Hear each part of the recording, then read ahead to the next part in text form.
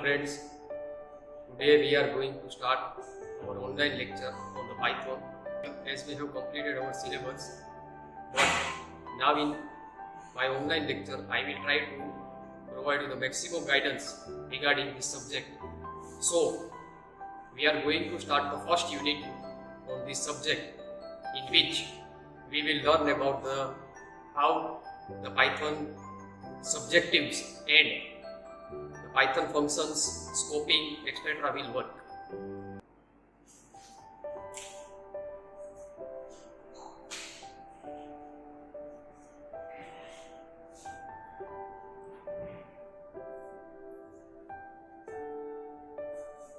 So, our first topic is regarding how to get input from the Python. As we know friends, in the other languages like C, CPP, Java, these all languages provide how to get the user input and how to implement it into our program. Also as well in Python, there is one facility, we can say a function, it is called input function. Into the older version of the Python, it will be named as a raw input function, and now into the later version above 2.0 or 3.0, the functionality is little bit changed and the name is little bit changed from the raw input to the input. So here we get demo how to get input, simple input from the user regarding the Python. Suppose, as we know, the Python have the automated variable declaration. We do not have to provide the type which we want to input. We can directly implement this function using the Python. Like, suppose there is a one variable in which the input keyword we implement to get the input from the user. Suppose we are writing one message, enter any language. It is very simple. You have to just specify a name and one message, and using the print function we are printing the variable in which whatever the input will get the user, it will be stored into the A, and we are getting to print into the output, standard outputs using the print function. So what will happen in this program? When we implement this, it will ask the user to get input, and whatever input, look here, we do not have specify the type, that which type of input we want to get from the user. Rather it will be integer, it will be a character or double. It is based on the user, that which kind of input will get from the screen. So when we run the program, suppose we are running this program and it will be asked like enter in. We are inputting suppose 10. User will input the integer, and it will the 10 that will be automatically stored into the variable called in.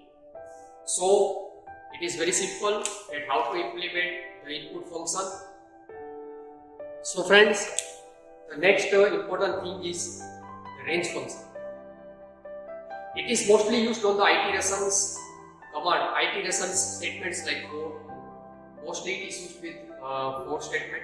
It will be also implemented on the other iteration statement like while, but it is very easily implemented with the for loop.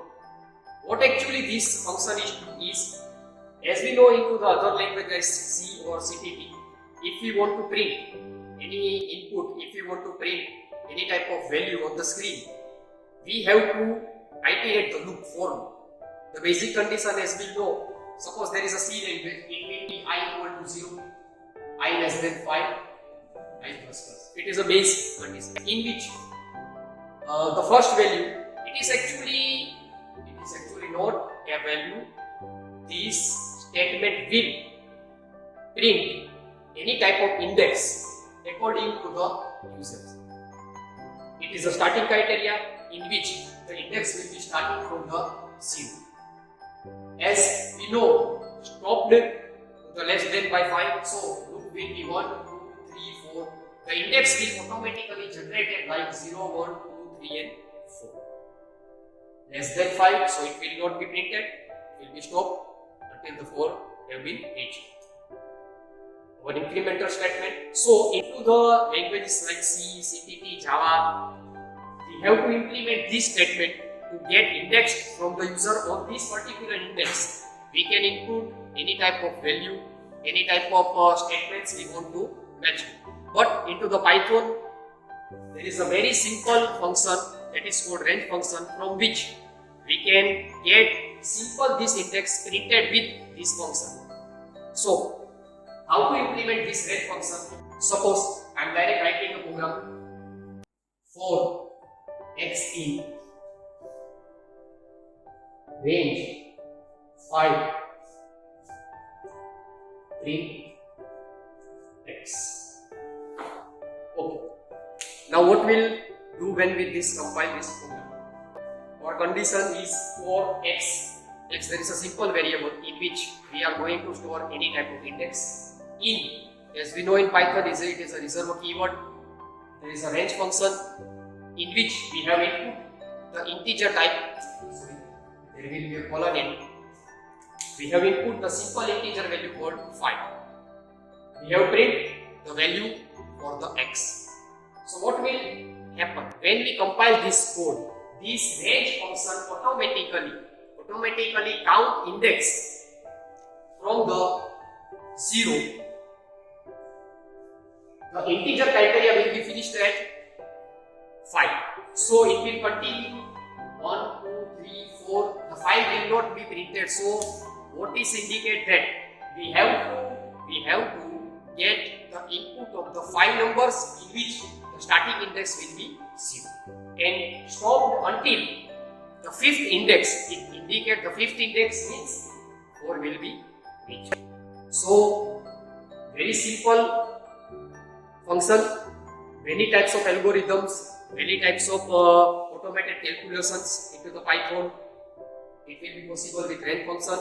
There is no need to specify the conditions like incremental or less than or starting index into the Python. We just simply put the range function with integer value input and it will bring the index for us.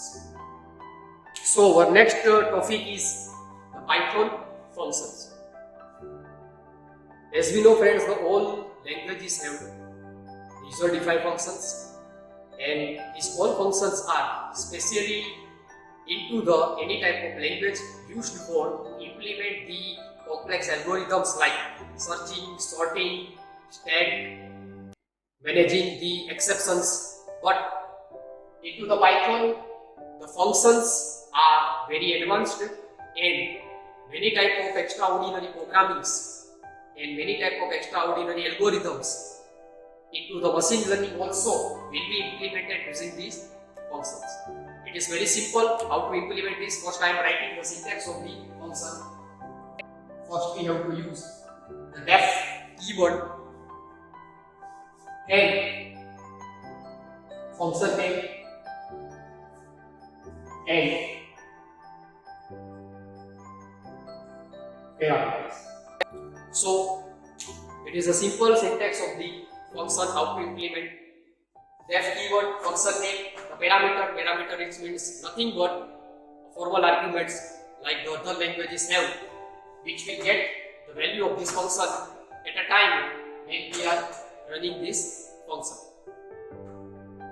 The function's expressions are nothing but statements or formulas or calculations or any type of exceptions that user want to handle from this particular function.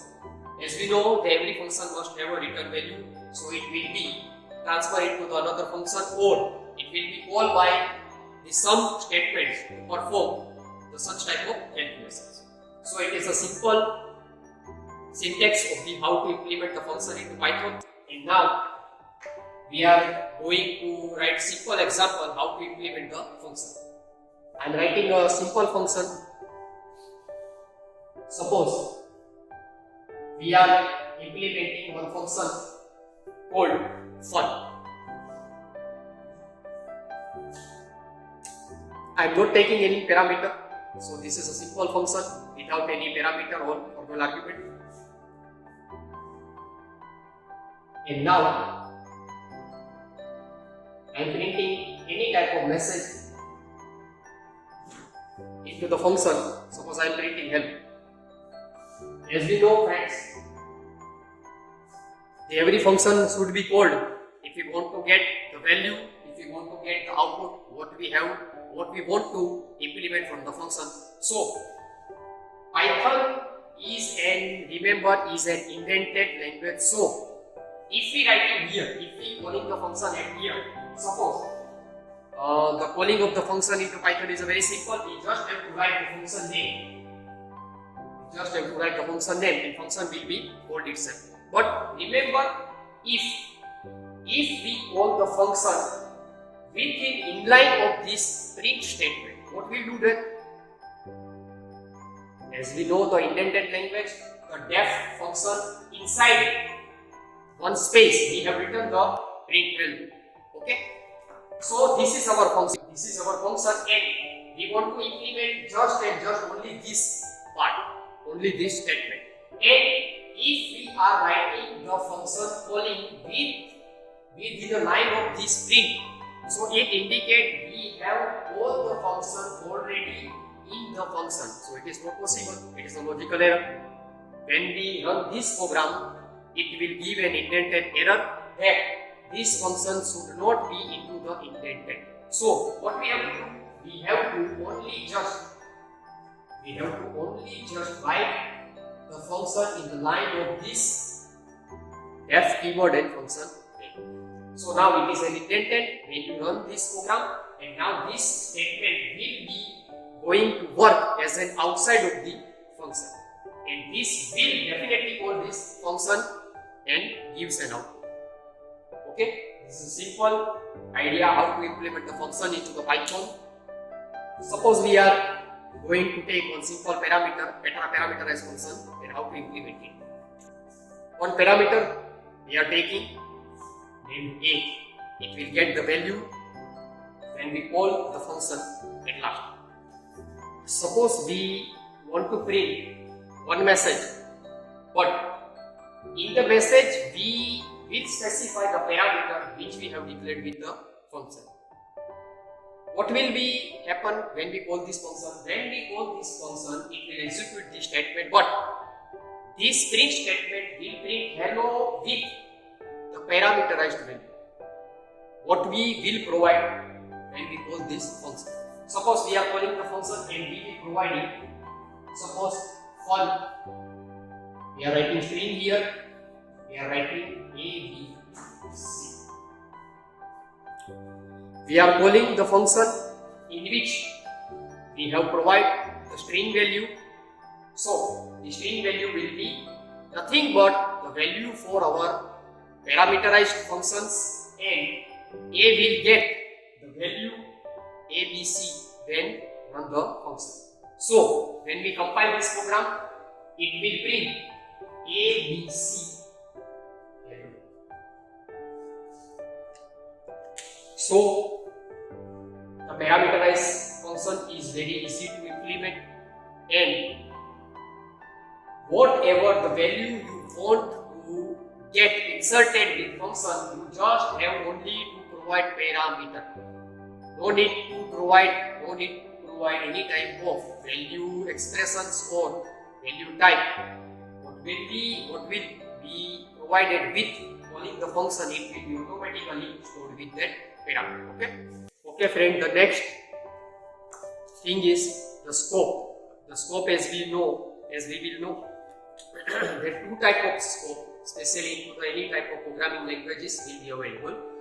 The first one is the global scope, and the another one is internal scope. So into the other languages, into the Python, the rules are little bit different, and because this difference is intermediation output of the Python, which will be provided to the functions. Into the scoping, there is also global scope, there is also local scope like the other languages, and how to implement this scoping, we are going to write a simple program through which you can understand how to implement the scope, global scope and local scope into the Python program. I am writing a simple program here. Suppose there is a one variable I in which we are storing 1. Now we are declaring one function without parameter called fun.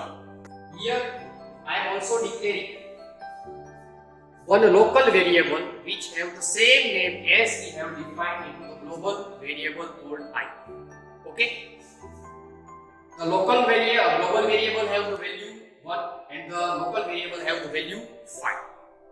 Both variables will be definited.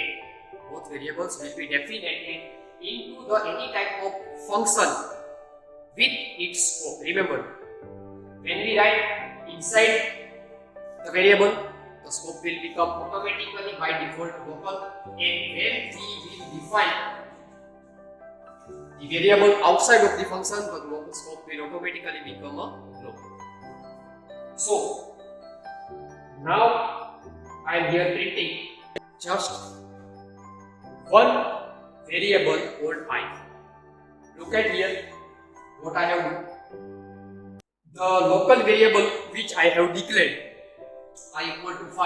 I am printing it inside a function, so it will execute only the local scope in this function, not a global scope will be executed here with. Why? Because the all statements are indented and they are already inside the functions of the Python. So now, if we want to print this here, as we know, the local variable will be printed. But if we want to this global variable, what we have to do? We just have to do the simple thing. We have to print it. We have to print it at the same line, at the same indent of the function. So at that time, this variable will be executed. So I am going to do the simple thing. I am going to print this variable outside of the function. What will do that? It will execute the global variable, and in this the local variable will be automatically by default. As the other languages have the like the C languages have the facility called auto keyword. Auto keyword indicate the scope of the variable by default included into the languages. But here the local scope will be count when it will be written into the inside of any function. Okay, friend? Hope you will have enjoyed my lecture. It is a simple and brief idea of the Python learning, the basic step to get input, how to implement the functions, and how to get the index with the iteration statements like for. Thank you. If you have any questions, please write me on my WhatsApp number. If you have any type of query, please contact me on my WhatsApp number, which will be given into the subscription. Thank you.